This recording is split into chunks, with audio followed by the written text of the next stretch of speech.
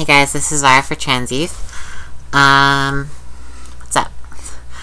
So this week's topic is tips for what's the word? Developing your voice. Yes, yeah. So this topic, you may not find what I have to say very helpful. And I have been to see a, what is the word? A voice specialist. That's not the term for it, but I have a speech therapist. I have been to a speech therapist, and it did help, but I think it didn't help. No, well, it was very helpful actually, but I found that more so I was kind of able to get my voice to where it is just by, don't start, if you have like a deep voice or something, that's not actually how I talked, but, you can't just like start talking like this and then just expect it to stay like that, like. And yeah, if you're a trans man, you don't have to worry about this. You're all set. Lucky bastards. You really just have to you have to raise your resonance and your pitch, I think. Are the words for it? Because your voice comes from your voice box, right?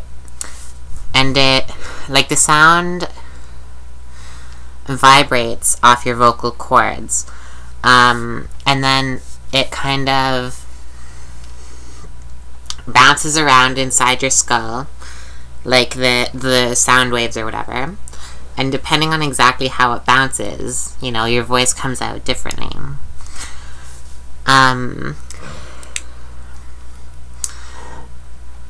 So like people who have nasally voices, for example, which, some people would consider my voice to be nasally, but I've actually been to people who study, like, nasally voices, and they were, because the speech therapist told me I had kind of a nasally voice, and she sent me to these people because they wanted to do this study.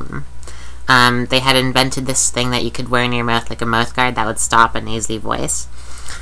But I went to see them, and they told me I didn't really have a nasally voice, but that's aside from the point.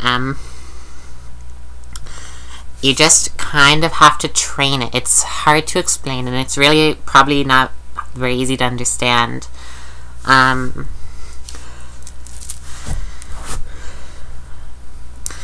like your voice, the sound waves coming up, bounce around in your head and come out, and you sound different based on, I guess, how they bounce around in your head, is the most simple way to explain it.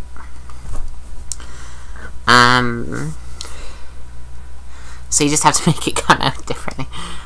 This is so not helpful. This is so not helpful. I really wish I could have found my papers from my speech therapist. Yeah. There's one helpful thing I can tell you, though, and that is that don't let people tell you that once you get to somewhere where you're happy with how you sound, don't let people tell you, oh, your voice isn't feminine enough. You don't sound like this. Because again, you've probably heard me say this before, but there's a male vocal range, there's a female vocal range, and there's a middle range. I'm in the middle range, and I'm perfectly happy there. I'm actually, like I can't tell you the last time somebody, called me male based on my voice. Like, even on the phone, it's always miss, So if you ask me, I would say it is in the female range, even though it's not technically, but I never have any issue people thinking I'm a guy on the phone or anything, so, yeah.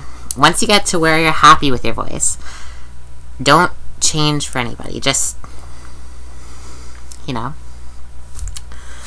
Because again, yeah, there are people who tell me still that I need to work on my voice, but I'm perfectly happy with where my voice is. That said, though, I guess, you know, it's strange, and I don't know if this happens to other people, but I find that how my voice sounds changes based on who I'm talking to. And I've talked to some of my female friends about this as well. Cisgender friends, even, like trans and cisgender. I find that when I'm talking to a guy I like, my voice kind of does go higher. And some of my girlfriends say that the same happens to them. And like it goes lower. Like I find when I'm talking to my mother, for example, I don't know why it happens like that with my mom, but it always sounds lower. And that's something I don't know that would be fixed, but I'm not really bothered by it. Again, once you're happy with where you are, don't let other people's opinions get in your way. Like, yeah. I want to give you more advice, though, but, I don't know, like, what was it we had to do? Okay, I remember when I was in the voice training course, because what I did was, it was like for 8 weeks I went, 1 day a week for about 3 hours. Yeah. And she had us do things like we would have to read sentences and say different things in a different way. And like there's some things that women do with speech that men don't really do with speech. Like, for example,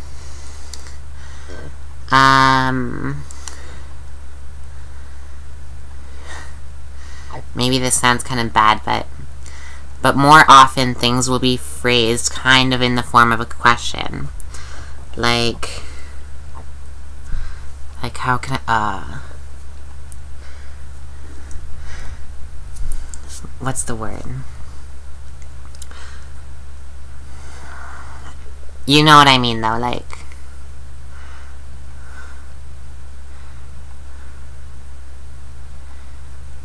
we would, I guess, say something more like, are you sure? Like, rather than, you sure? I don't know.